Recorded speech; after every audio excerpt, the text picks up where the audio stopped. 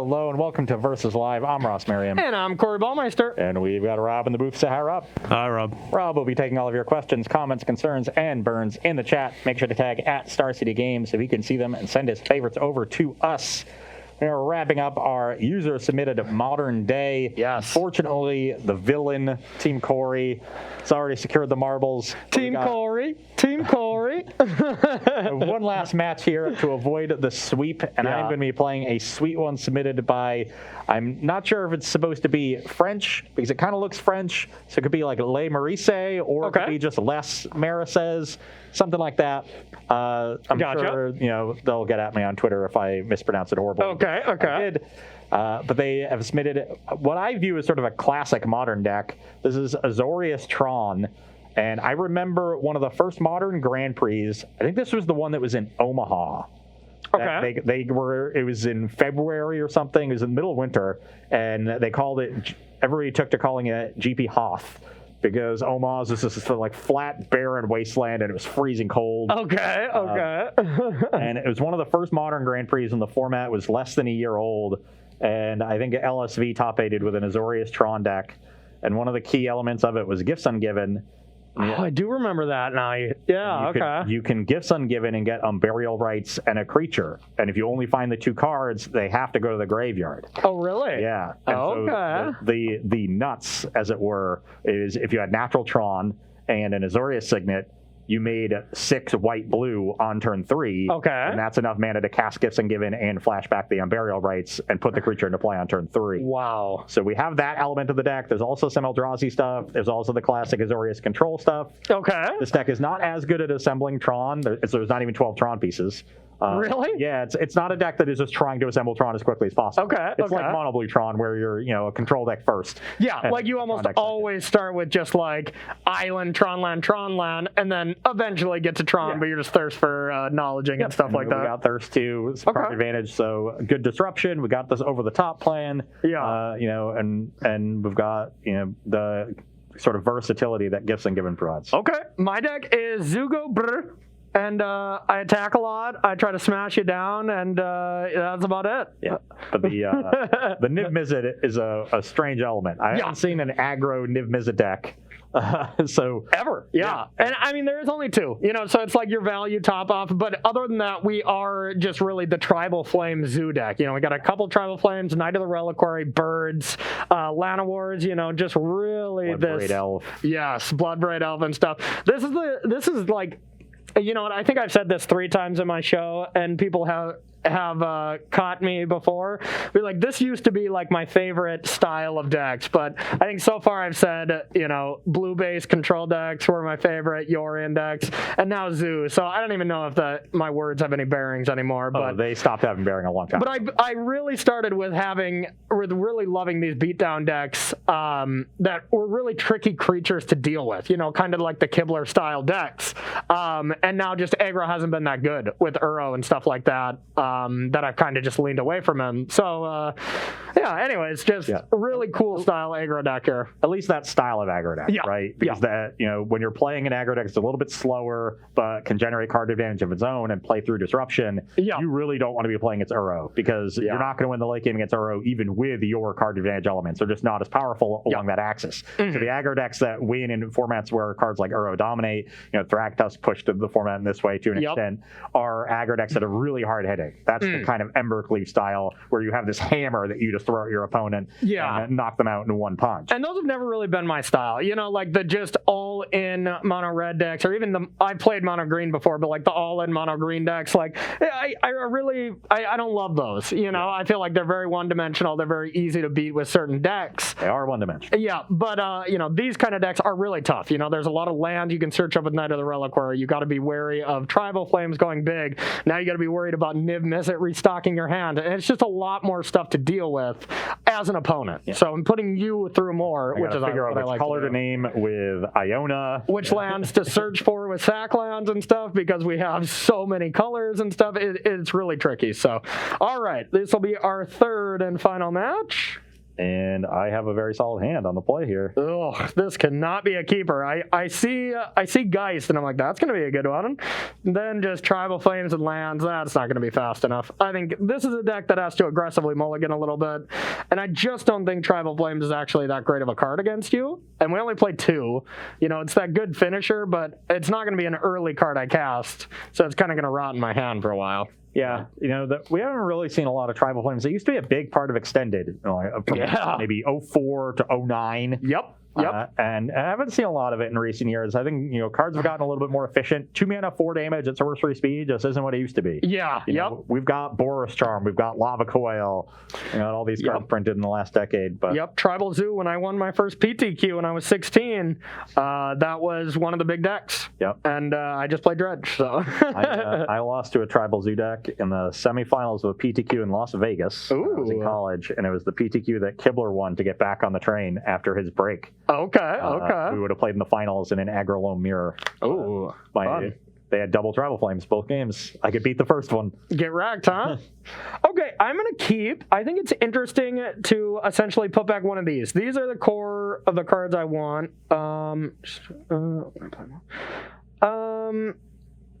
So these are the cards I want. I think it's one of these. And honestly, I think I need the extra land. So we're going to put this card on the bottom.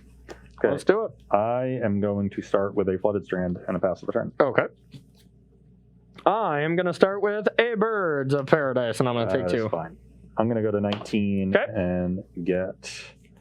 I could get the Godless Shrine just in case I draw on Burial Rites. That seems unnecessary. Okay. Let's get a Hallowed Fountain. All right. Yeah, searching for Urza's Tower or something there would have probably been better, huh? My hand is not very Tron reliant here. Okay, so sure. I think I'll live. So I'm at 19. You're at 18. I'm at 18. Yep. I'm going to be dealing myself a lot of damage. That might also be an issue with the Tribal Flames decks, is that they historically dealt a lot of damage to themselves. Yeah. And that can be really tough with how powerful the creatures are these days. Yep. Seacrum Coast and a pass the turn. All right. Let's see. Probably got some counter spells over there waiting for me. But hey, best foot forward. I got a Geist. I have a Remand. Okay. Your go. Not very nice of you. I will play an Urza's Mine and pass the turn. All right. I'm going to play another Pillar. And we're going to go with the Bloodbraid Elf. Cascade. Cascade's good. Take 2 1. damage. Take 2. Wow, that was bad. 17. All right.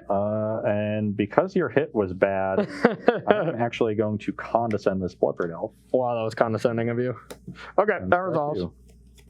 So weird looking condescend. That is weird, yeah. I was like, that doesn't check right in my brain right now. Yeah.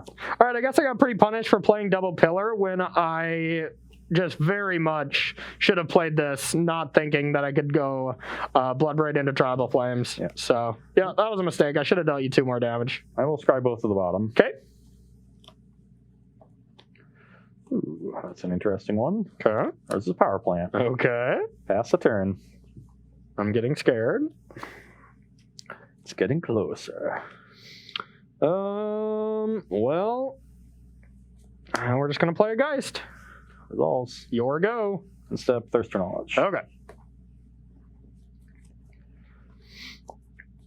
I will discard Azorius Signet. Okay. Gotta love that, huh? It's gotta be a good feeling. I love Thirst for Knowledge. I also love Urza's Tower. Oh, God. All right. And I will cast Elesh Norn Grand Cenobite. Oh! Okay. That resolves. Who needs gifts ungiven? Just add the Elesh Norn. Wow. I don't think there's anything I can possibly do now. All right, just an Elesh Norn. And Plague Wind you. So I'm looking through my deck now, and I have 1 creature, or I guess I have Niv Mizzets that live, but otherwise I just don't have any cards that are going to live through this. So fetch brings you to 17. 17, yep. You got another Tribal Flames, so maybe you get that one off for 5. Wow. Do you have any Snapcasters? Do you snap Tribal Flames? No, I do not, Ross Merriam. Okay. All right. Gruul Spellbreaker. Do you like to give it haste or a counter? I'll put that on it. I'll take 2. Here you go. Interesting. Brings you to 15. Yep. So that's a 2/2. I don't think you have a 5 damage burn spell at instant speed. You don't know. So I will attack for 4. I'll take it. Brings you to 11. Yep. I will have 1 mana in my mana pool. I will cast Iona, Shield of Emeria. And Hold. Atarka's command. Modes? Take 3, I guess. And you can't get any life. Okay. I go to 14. Okay. I'm going to name Red. Ooh, this card's not red. Okay, I'll name Red. Okay. All right, I'll lose the game. Well, I did have 13 damage coming through. yes. Yeah, that was absurd. You're like both of the gift targets, but then just ran off all the Tron lands. Yeah. Okay, this works then. As we were like talking about these decks in the intro, I'm like, wow, I am going to dismantle you. I was like, you cannot be doing stuff that fast. I'm going to be playing cards like Geist, but your interaction lined up very well there. Yeah, just a couple cheap counter spells. Yep. And, my plan was to Day Judgment that turn, but when I thirsted, I just hit the last Tron land, and that's what happens with this deck. You all of a sudden, just off of one good draw step, pivot from being a control deck to being a Tron deck, and your opponent isn't really situated to deal with that. Yeah. And it also makes it harder for you to slow down and play that paced, measured game against control, where you're not running too far into Day Judgment. You're making my mana awkward, because if you putz around for too long, eventually I just start slamming 10 mana cards. Yeah, and honestly, that's a really, really, really just tough skill in Magic, is knowing when you have to be pushing forward, or too many people do exactly that. Like, you're trying to play around this card, so you're like, okay, I'm not going to lean too much in, and then you forget about the thing that their deck actually does. They're like, well, if you're not going to play into stuff, I'm not going to play Wrath. I'm just going to play my giant Planeswalker or whatever, and now you're fighting against that, and then when you fight hard to beat that, then they day. So no matter what, they're still getting you when you play that way. There's just a lot of times when you have to recognize your role as the aggressor in matchups, and people sometimes don't do that there. I knew my role there. I was trying to be aggressive, but it just didn't matter, It didn't work with me on the play. Agreed. That would have been a different story if you turned to that Geist on the play on your side. Yeah, I think so. That's a tough one for you to deal with, because then I can sit back. And you start on a bird, so you're getting 6 damage in from the 2 attacks before I Day of Judgment. Yep. And you've got the Tribal Flames and the Bloodbraid, the Atarka's command to burn me out. Yeah. So you hold the Bloodbraid till after I Day. You get in 3 damage from haste as well. That's enough to kill me. And I did make a mistake, just not thinking that I could hit into Tribal Flames. I had a Steam Vent to play to make it 4. Didn't matter too much when I was on the draw. But all right, we are going to take a short break, and we are going to bring some sideboarding here between 5-color Zoo and Azorius Tron. Don't go anywhere. We will be right back. All right, everybody, welcome back to sideboarding here on Versus Live with 5-color Niv, now Company. I think I can change my deck name midway through with the sideboard. Up against Azorius Tron here. It's a transformational side. Exactly. It's about time we get those back. So from my end, all the burn spells are just good about getting that final points over the finish line. But on the play, my creatures should be able to do that enough. Plus, I need to make the ratio for Collected Company better, so you have to be taking out a lot of spells when you bring these in. And I think these are... I'm leaving in 2 Atarka's commands as my only spells, just because it can be the most damage out of anything. It's 5, close with 6, Tribal 7 pretty easily. Exactly. Just pumping your team, even if you only have like 3 creatures plus 3 damage, that's pretty rough for you. Geist counts as 2 bodies for it, so just a Geist alone lets command deal 5. Exactly. Helix is by far the worst in this matchup. I do not care about gaining any life back. Tribal Flames, taking out the 2 of those as well. And then Dryad Militian, I just think is a pretty medium card. it's good if you're a Mystic Sanctuary deck or you're an Uro deck. It's decent against that kind of stuff. But then we're just bringing Fulminator Mage for your Urza lands, Spell Quallers here for your Wrath type effects, and just, a decent hit off Collected Company. We're bringing in one of the Klothys. I never want to draw the other one, but having one in play is pretty decent. Pretty tough for me to actually attack with, but just the annoyance factor I think is worth it. And then Collected Company. Yeah, I like this plan in this matchup. I think it gives you just more disruption and really good, really relevant disruption. Yep. Which is going to be better than the burn. On my side, cutting a lot of the high end. I don't want to have a clunked up hand. Got a little lucky there in game one to run off those Tron lands. So the Ulamog, the Iona, the Mindslaver, all gone. We're going to rely on Elesh Norn to really be the over-the-top card. Should be good enough. Also going to cut these Thought-Knot Seers. I just don't think they play well in any matchup where I want to be casting Supreme Verdict and Day of Judgment. Yep. So those are coming out, and we're bringing in a little removal. Purge doesn't hit everything, but it hits enough to be good. Some more timelies. Corey doesn't have that much burn in his deck, but he has some, and he has haste creatures and Klothys, so a little bit of life gain is nice. And I'm bringing in one of my Dispels. Good against Collected Company, but with Corey cutting as so much burn as he is, I don't think I want to draw two, because I just don't want my hand clogged early with narrow cards, because I need to be able to interact early and often and just get to my late game. Even if you have a Collected Company later in the game, if I'm doing my thing with Tron online, making a ton of mana, I should be able to win through that.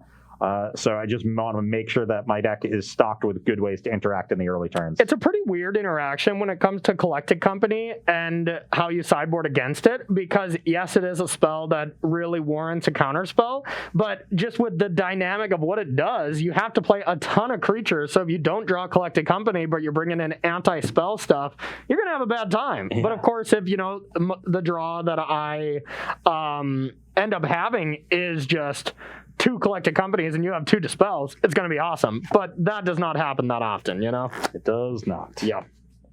Oh, when it does. You feel like a genius. You really do. Absolutely. And you know what else I feel like a genius for?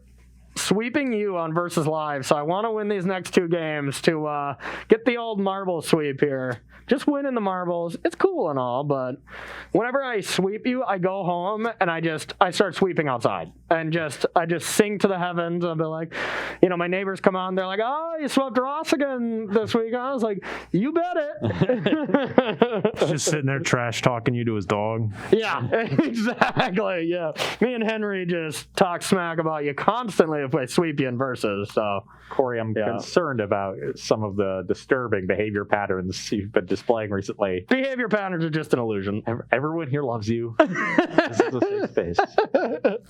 It's safe when we're not playing for a sweep of the marbles. Otherwise, it's actually not safe at all. It's not safe at all. Yeah. This is a burn hazard zone. Yes. A lot of burns happen. Just like Jimmy Butler, you're not here to make friends. You're here to win basketball games. This is a business trip to me. Yeah, I like that. He treated it as a business trip. That's for sure.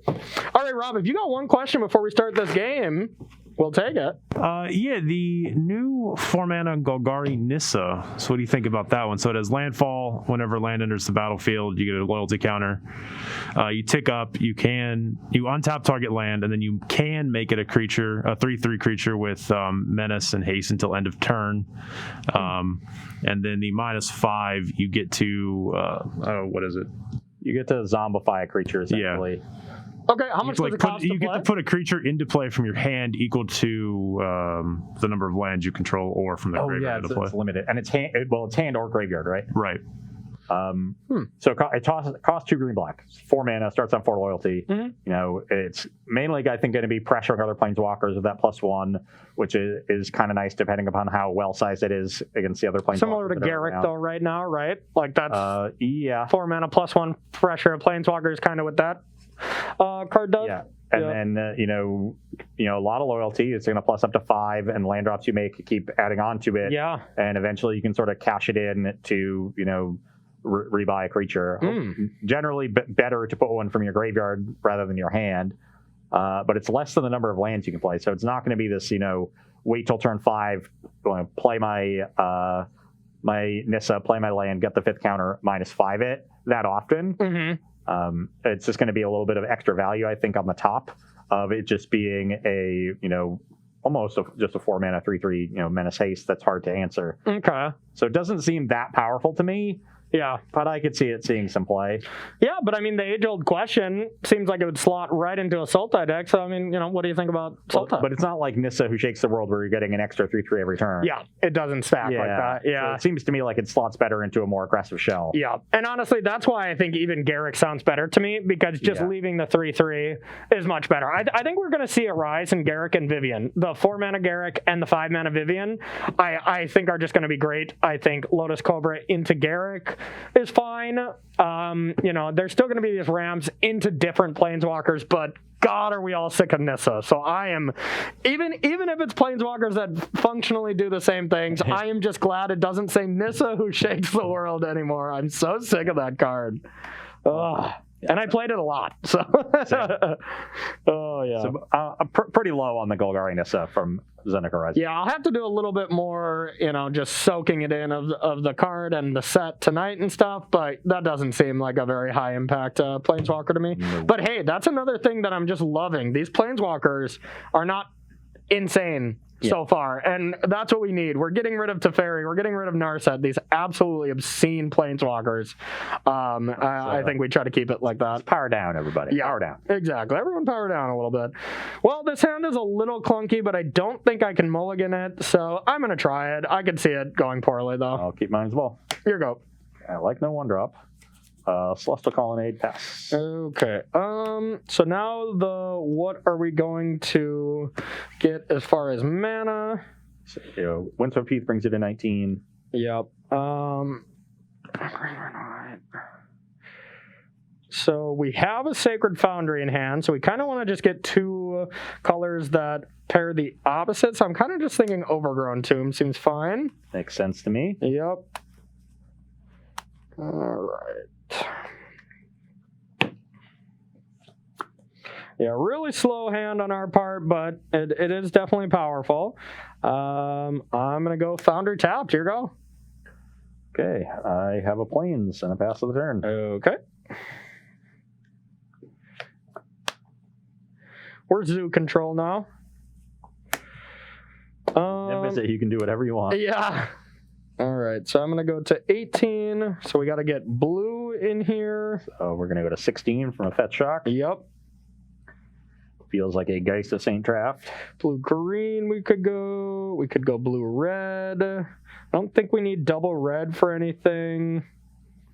Yeah, okay, so let's do a breeding pool. And Domain achieved. Domain has been achieved. And actually, we're going to go with Fulminator Mage. Fulminator Mage. Yep. Well, I have a remand for that one. Okay. You probably had a remand for any of them. And your go. Ooh, that was a good draw. Uh-oh.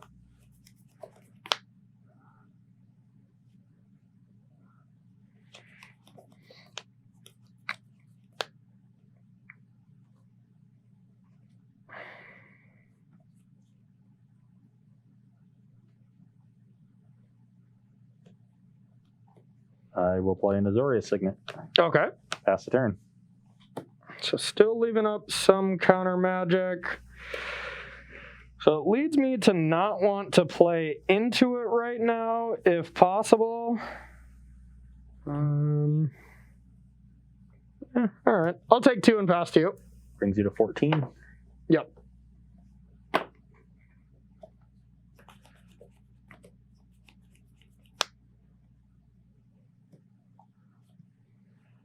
I will play a Thopter Foundry. Okay. Pass the turn. Collected company.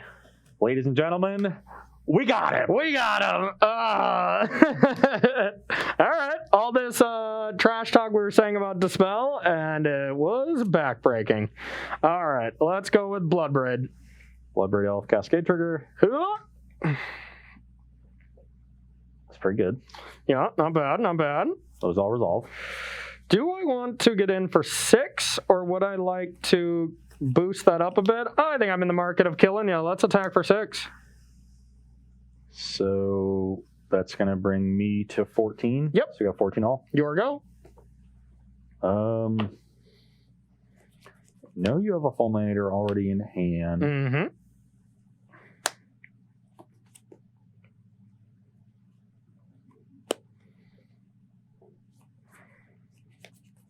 guess I can just leave this fetch uncracked. Okay. Don't think it's making a difference. Yeah, Fulminator is kind of nice here. Like, I'm starting to get a battlefield that's worth wrathing.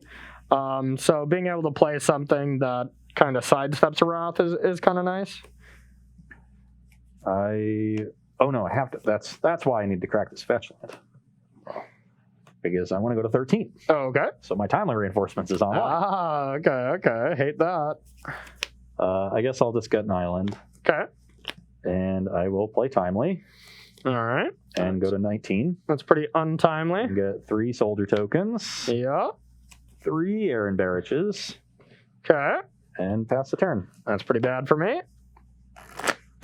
All right. Untap.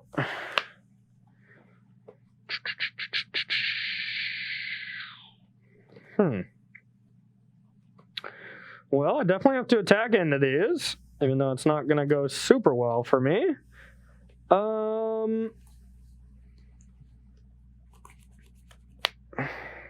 right, beatdowns.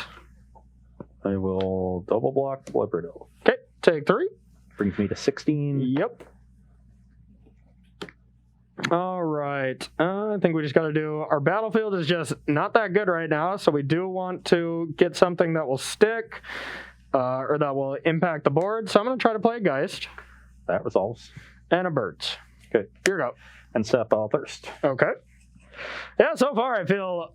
I mean, I did keep a slow hand here, and maybe I just can't do that, but I feel very disadvantaged so far. Discard an Azorius Signet. Okay.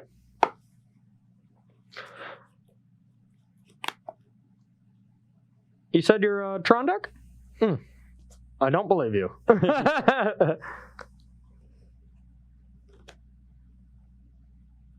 I do not believe you. I'm going to Celestial Purge the Spellbreaker. Okay. It's out of there.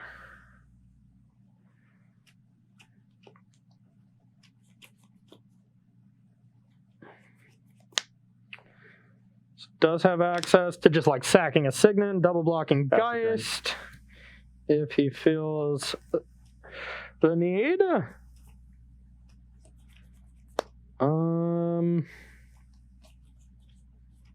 You have 4 in hand right now? I have 5. All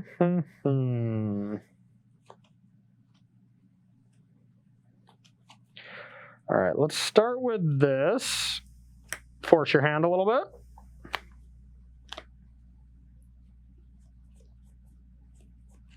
Oops. I will Thirst in response. Okay.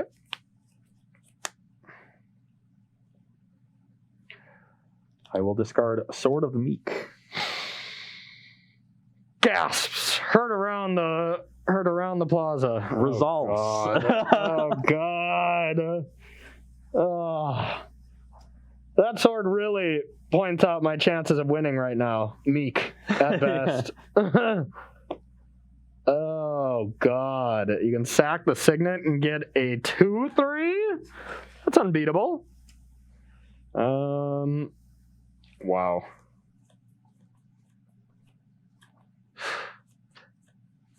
Nice. 1 Thopter Founder, 1 Sword of the Meek. That's all you need. Wow. 1 Elesh Norn? Yeah, you're just partying over there. Okay, so I'm going to go like this and just play Fulminator Mage. Sure.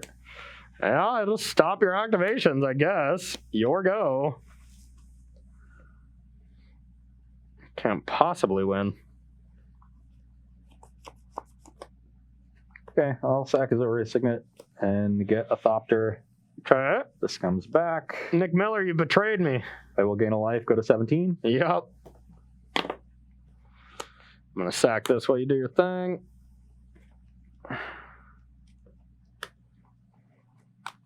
Urza's Tower. Attack you for 2. Sure. Brings you to 12. Yep. And... Yeah, I just fetched. Okay, 11. Mm-hmm. Okay, I was gonna try to Elesh Norn you too, but I'm just gonna sit behind Thopter Sword. There's no reason to do anything else. Yeah, that makes sense. Well, for straight style points, Niv Mizzet. Sure. All right. Okay, there's some hits. All right, 3, 4, 5, 6, 7, 8, 9, 10. We get All right, so I'll... Voice, Clothis, and either Queller or Geist, and Dryad Militant. Or I guess Dryad or Voice. Yeah. Definitely Voice. So yeah, it's just these, huh? Everything's green, white, and You get an blue, white? Azorius card too. Either Queller or Geist. Yeah. So you have 3 cards. Don't condescend me. No, I hope you don't have condescend. It'd be bad for me here. I think I'd rather have a Spell Queller, but dang, these are not great. I mean, I don't know what I was really hoping to hit. I can't beat the sword combo, so yeah. I'll scoop it up so we can get a pity game. I just can't beat that card. You know, even if I cloth this, it's like it's not going is to. never hitting the combo. So all right, we'll try to keep a hand where I'm a little more aggressive on the play. It was iffy because I mean I had like good 3 drops, Collected Company, Niv Mizzets, and then 3 lands. So it's hard to mulligan those hands, but maybe I just have to. You know? Yeah, it seems like all you're missing is that turn 1 bird. Oh yeah, turn 1 bird, and it's insane. Yeah. And it's not like I was going to draw it. You know, I mean, I was on the play, so maybe that just has to be a ship on the draw. I think maybe it's an auto keep. I don't know, maybe not. Yeah, maybe I played that wrong, but... your threats are so hard-hitting that it seems, seems like it can be okay for that. You just run into Remand. Like, Remand is punished or starts both games. Yeah, exactly. And yeah, if you didn't have Remand and I just get to Stone Rain you, then, I just go Collected Company with impunity and you're in trouble. But yeah. All right, I won't be sweeping the outdoors, yelling at my neighbors when I get home. It'll just be a normal marble celebration. All right, so we have a request from chat. Okay. Yargs says, can we use some of this extra time to let Ross rant about printing 6 out of 10 duels? Yeah, sure, we got some time. There's not much substance to the rant. I just don't think it makes any goddamn sense. Wow. we already see this problem happening in Pioneer, where the color fixing is unbalanced, and there's historically been flavor reasons why those colors should be unbalanced, because there were friendly colors and enemy colors, and friendly colors should work together better. Yep. But ever since Ravnica, when you unleashed all 10 guilds, gave them all names, gave them all identities, and have created this world where people identify with all 10 of them, at that point, this idea of friendly versus enemy color is basically gone. And it only exists for them to have this ability to only print half of a dual land cycle and create these unbalanced mana bases. Mm-hmm. And I just don't think there's any reason to have them be unbalanced, because all that does is limit what those colors can do within whatever format you're talking about. Except Simic. Don't add a Simic one. Yeah, Simic needs to get chill a little bit on its bonus cards. Simic will get chilled as soon as they come to their senses and ban Uro in every format. That's true. Just like the rest of them. But I just don't... It just doesn't make any sense to me why you wouldn't just, if you have a new dual land cycle, just print all 10 of them and, let us decide what to do. Everything always works well when we have options. When we have the tools, yeah. If we're restricted by our mana bases, then it's only the decks with good mana that are going to be good. Yeah. Mana is the core of what Magic is. So why are you not just, giving it's like if you had a core set that just didn't have mountain in it. You're just like, we're just not gonna have mountain in this set. Good luck. Have fun. No, and honestly, for me, I pay attention to those mana bases in a small amount. Definitely less than you. Definitely less. It always just comes to me and be like, okay, I see powerful cards that I want to combine, and then I start building the deck, and then I check out the mana bases, and I'm like, wow, okay, I don't get this land, and that's when my frustration comes in. I never get frustrated by just looking like, what? We don't have this to where I don't even know if I want this land, but I definitely see your concern. I don't think we're getting an Azorius transform land, right? I don't think that's correct. Yeah, and so how can you expect anyone to play Lavinia, this very powerful looking Azorius aggressive card, without the very clear cycle of dual lands that's meant for aggressive decks having an Azorius option? Yeah. So I just don't see how you can play Lavinia. The mana's just not there. Yeah. And that sucks, because that card's cool. Did they announce that they for sure are not adding the rest of them? That's what everybody correct. There's only 6 in this set. Mark Rosewater said the rest will be printed at some point. Okay. So they're doing that thing. I guess I can buy that because it lets them spread it out over multiple sets. I'm going to mulligan. My hand's unplayable. As long as if we get all 10 eventually, that's not the worst. It's still annoying. It's like during Guilds of Ravnica season, it was just which guild do we want to play because they're the ones that have mana. I actually think it's cool because like just what you said, like that Azorius aggro card. All of a sudden now, of course you don't get to play with it right away because it's not great, but I like the deck building aspect of keeping something in the back of your head for when you do gain access to it. Like Dirgebat has been sitting there for a long time where it's just not very good right there. Vivian, Garrick, these cards that I'm like, they're not really good right now, but I'm thinking about them. And so I still like that dynamic, but of course. That's fine. I'm much less upset about it. Flinto 4 is the example of that I always think of, by the way. The what? Flinto 4 from like 6 years ago. It was printed in in M13, I think. Okay. And that was right before Return to Ravnica block, and it took till Gate Crash for us to get Stomping Ground. Oh, okay. As soon as Stomping Ground got printed, Flinto 4 became a real card. Okay, I get you. Burning Emissary helped too, but just a little bit. All right, I have a keepable hand. I have a great hand. Uh-oh. I think I don't want this one. All right. It could get run over on the draw. But Birds, your go. Yeah, it could definitely get run over. You're at 18. Yep. Or it could... Oof. Do I go for it, chat? It is a pity game.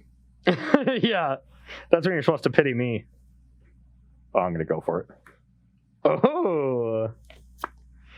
Okay. I got a Geist. Here you go. Beat that.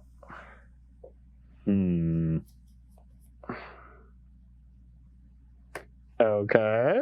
Signet. Okay. I feel like I'm going to get Fulminator Maged. I wish. Noble.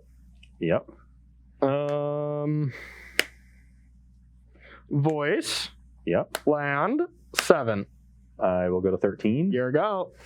Okay. Please don't wrath me. Yeah, whatever. Okay, it might be over here.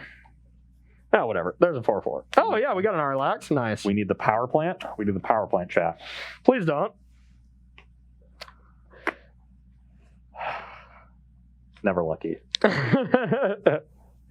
Yes. I see. Okay. So I go to 19. I get 3 earned Dariches. Okay, that's still absolutely insane, but sure. All right.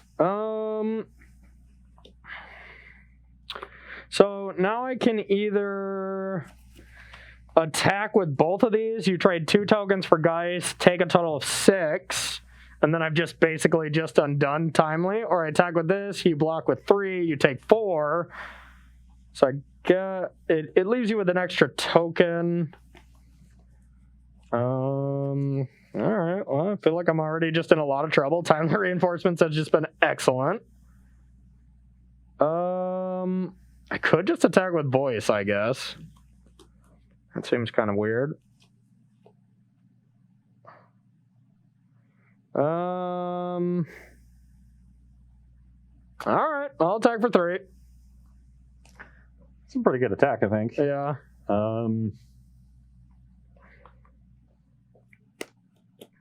I will take 3. I go to 16. Okay, here we go. I want to be able to block Geist next turn. Yep. That was not a very good draw. Okay, pass the turn.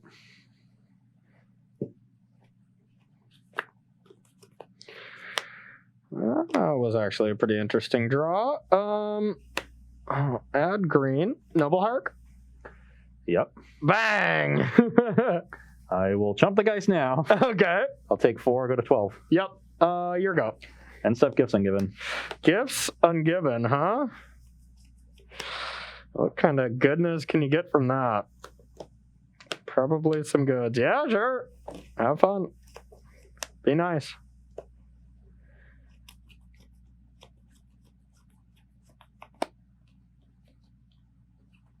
Corey's going to be really sad when he realizes he should have called this. Dang it! I thought for sure you just get like wrath, and I could just quell the wrath. Well, this is a wrath. Yeah. You're not going to have any creatures. I'm going to attack you for 6. All right, I'm dead. Pity game on myself. You even told me about this. Too, I literally told you this is what the deck does. All right. If you called that I was dead, my hand was so bad. Oh no! I thought for sure you had passed. So I was like, if I call this, it's like not even going to do much. My hand was horrible. Wow. Okay. Well, I punted. My entire game plan starting on turn 1 was to remand. Yeah. And like start on Colonnade, and I drew Signet on my first draw step and had the 2 Tron lands. Okay. And I had the gifts, so like I gotta try for the turn 3 nuts in the pity game. Yes, of course. And so then I actually drew the timely too. I basically played off the top the entire game. Yeah, your hand is pretty bad. And played the timely, and then you played the voice, and my hand was all counter spells. But yeah, Gifts Ungiven is good enough when your opponent just doesn't counter it. I guess so. Yeah, that was pretty brutal. Definitely should have did that, chat. We played loose. We played loose as a goose. Oh well. I remember the first time that happened to me. I was playing Burn, and I was like looking at Gifts Ungiven. I'm like, you can only get 2 cards. It says 4. Yeah. But it's like, I know you have more than just 2 cards in your deck with different names. Yeah. But do you though? Yeah, honestly, that's the first time anyone's ever gift for less than 4 cards. But honestly, I don't know any time that anyone's gift against me and they don't get Past in Flames in some regard. That's the only deck I've really played against for that. So yeah, that used to be the thing to do with Gifts Ungiven is get Burial Rights and whatever you need to Burial Rights, and it was usually Elesh, Norn, and Iona, occasionally some other things. Yep, exactly. Okay, Rob. Well, we got a little extra time, so if you got any questions in that queue, we'll empty it. I'll have to get some rolling in here in a second, probably. Okay. Yeah. Perfect. I just want to say that I think this is the first time a Tron deck has won a match on Versus in like 2 years. I think so. We have not had a lot of luck with Tron. We played a lot of E-Tron, though. We didn't play much like Mono Green Tron. But, that deck looked cool. And honestly, thank you to everybody. My deck, by the way, was Jack MC Twitch. And, really cool deck as well. It didn't work out for me very, very much. Like, it really feels rough when you need that 1-drop as well as a good curve. It just becomes pretty tricky because even if they have a push, your deck goes from 1 to 3 a lot. So usually a push is like a double time walk. So I like it. It didn't work out for me too much these times, but it is going to be one of those high variance decks where sometimes it just looks insane. And realistically, that third game, it probably was insane if I just, played my cards right. So I can't really talk there. Yeah. But, and your deck's so hard hitting that you can't afford to mulligan. Turn 2 Geist with a burn spell is going to kill people really quickly. True. It doesn't take a lot of resources to do that. Yeah, and maybe I should just be leaving in the burn spells and trying to win that way. I'm not sure, but I think that Coco Plane is in the sideboard for matchups like this. I think so too. Interacting a lot. It makes a lot of sense. I actually think it's a really cool way to build the sideboard. Yeah. I remember when I first looked at the list and saw Collected Company there, I was very skeptical, but seeing the idea in action and seeing it play out makes a ton of sense. Yeah, it was super fun. So first of all, I want to say thanks to everybody who submitted decks and played along with us. It's been a while since we've done a user submitted show. We're going to be doing it again here after everybody gets to play with Zendikar. What is it? Rise of Zendikar? Zendikar Rising. Okay, yeah. So at the end of preview season, you can look to have another one of these. So start brewing your new standard decks. Exactly. Well, don't start now because you haven't seen the full set. You've seen enough. That's true. That's true. So we're just brewing for 3 weeks straight. So we're officially saying it right now, since we don't exactly remember who won the other user submitted show, that Team Corey's up 2-1. That's the only thing that we can come to the conclusion on. But I can only remember the last match we played. Yeah. Okay. My memory doesn't go back that far. Nice. You're living life. You're in the moment. Yeah, I like that. Yeah, my parents live in Connecticut. I live in the moment. Okay. Very nice. Very nice. All right. Well, Rob, if you don't have any questions, we're gonna thank some. Well, I've got a couple rolling. Okay. Cool. One we had a few questions about actually at the same time was, what do you think about Legion Angel, the 2 white 4/3 with flying? When it enters the battlefield, you may reveal a card of the same name from outside the game and put it into your hand. I do not think this card is going to be constructed worthy, though. Unclear. It's also kind of unclear to me exactly how many you want to put in your sideboard, because they do keep chaining. So you can go up to 4, but are you going to spend that much time realistically? Do you want to use that much sideboard space? Yeah. Are you gonna always only have 1 in your main deck? 4 mana, 4/3. Yeah. Right. Okay. Flying. Do you want to put like 2 in your main, 2 in your board? But then like if you draw the second one in your main deck, it's not very good usually. Yeah. Unless the first one gets countered. Really interesting design space on that card, but Yeah, I don't see that making constructed play. It doesn't strike me as a great constructed card. Yeah. Though, if there's a just sort of very straightforward control deck that is, super controlling, lots of removal, that kind of card might be good in that matchup specifically. Not really, because those kind of decks, you don't want to play creatures because you dead your opponent's removal for game one. Well, I mean, out of an aggro deck, like a cyber card for an aggro deck in that. Okay, sure. Yeah.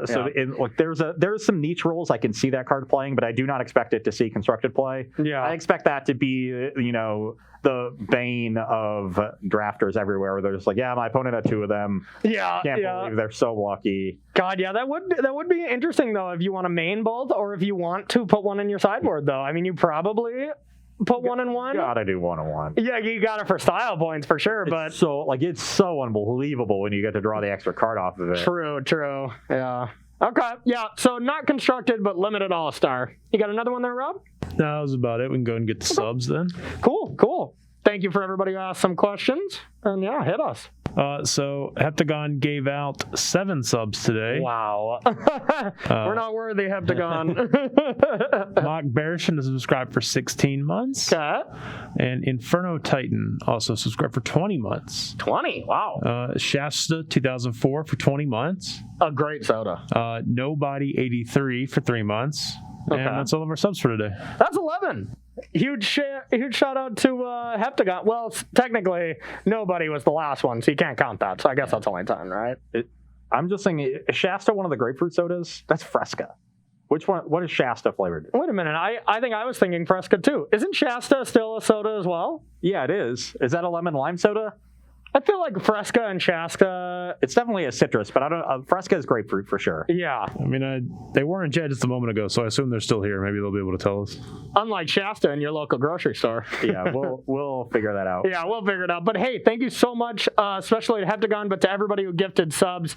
We really appreciate it. That is 11 subs. So awesome. Yeah. We do appreciate it, as Corey said. And if you do want to support Star City Games in another way, you can join Premium. It costs you $7.99 a month, and you will get access to exclusive content on the website, as well as some cool perks. You'll get 5% off of sealed products, 10% off of singles, and 15% off of supplies. So head on over to starcitygames.com/join-premium and sign up today. Today, right after this. Yep. It's a deal. I mean, especially with all this exclusive content going to be coming in surrounding all the new cards. That's when I read a decent amount of content, but when it comes to preview season cards, like that's when the value is just absurd, because you really get these idea pieces, which really at least get the juices flowing. Fuels me, because you're never going to see everything yourself. I know, especially I've loved a lot of Brian Gottlieb's articles during preview season. I don't think he's ever broken it, but he comes up with such unique ideas that I always want to see what he's coming up with. Yeah, absolutely. And I think I want to say there was even a deck where he did break it pretty recently that developed in some, but yeah, I'll have to check that out as well. But when I do check it out, I'm going to be sitting in a Carnox gaming chair. And if you want to sit in a Carnox gaming chair, you can head over to carnox.com/SCG. You can use that affiliate link to get yourself 10% off one of these gaming chairs while you check out some sweet content. And last but not least, we are also sponsored by Coalesce Apparel. If you like the shirts that we wear, you can find them all at coalesceapparel.shop. And be sure to use the gift code SCG when checking out to get 10% off of your purchase there. All right. Gotta love it. Well, that is going to do it for, you know what? We played a lot of Modern. That is, I think, 3 or 4 shows of Modern in a row. And I had a blast. Like I said, I still love the format. It's really, really fun. I like the first 2. Yeah. It got worse in third show. Yeah. Oh, yeah. You got some hardware to bring over here. No, thanks for reminding me on that one. But looking forward to Thursday. It's preview season, baby. We are going to be playing with the new cards here for quite some time. Now, on top of that, we're going to be building really cool new decks. We're going to be getting into the lab with a pen and a pad, trying to figure out some sweet deck lists for the next 2 days. But looking forward to next week as well. We have the SCG Tour starting back up on the 7th. And yes, that is a Monday, so a little bit different than our normal Saturday stuff. But, it's Labor Day. A lot of people are going to be hanging at home, so might as well get yourself in a tournament. This one is going to be historic to focus on the Mythic Invitational, which is going to be the weekend after, as well as, Standard is, we're pretty much done. We're done with the events now, so it's time to focus to historic. I know, you had one good tournament there, bud. But that deck is sweet. I played it for a little bit too, and that deck is awesome. But yeah, going to be playing Historic on the 7th. Challenges are running as we speak to qualify for that. 4-0 in one of the challenge events. $20 to enter. You're qualified right in. Do decent in a couple of them, and you'll be qualified as well. So hopefully we will see you there. I know we'll be playing some Historic action. And that's going to do it for us today, bud. We are going to go and build some decks with this new set, try to absorb all this information, and we will see you Thursday at 1 p.m. Eastern Time. So for Corey, Ross, Rob, see you later.